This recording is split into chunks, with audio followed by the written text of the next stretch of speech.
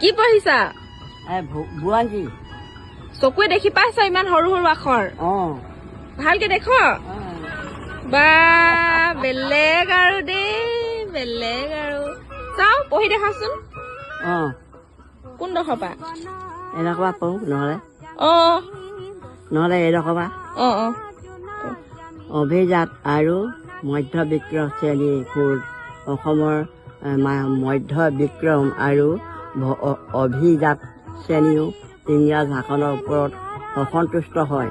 আহোম শাসনকালত এই সকলো লোকে সকলো কবৰ পৰা মুক্ত জীৱন স্থাপন কৰা সুবিধা লাভ কৰিছিল। এনেকে ধৰিবি কিন্তু নতুন শাসনে সাধাৰণ শ্ৰেণীৰ লগতে তেওঁ সম্পূৰ্ণৰূপে জয় কৰাৰ পিছত ইংৰাজৰ কাছাৰ আৰু মণিপুৰ ৰাজ্যত উৎপাদন আৰম্ভ কৰে। আনফালে অসমীয়া প্ৰজাৰ ওপৰত অমানুষিক অত্যাচাৰ আৰম্ভ কৰে। মণিপুৰ আৰু কাছাৰ ৰাজ্যত মান সেনা কৰা অযুগতিকৰ হস্তক্ষেপৰ বাবে ইংৰাজৰ মানৰ বিৰুদ্ধে কঠোৰ ব্যৱস্থা লৈ ঠিক কৰে। চকু বেয়া ভাল হৈ আছেতো। ইংৰাজৰ আক্ৰমণত মই দেখি নেবাও চকুৱে জেনেৰেল উপদেষ্টা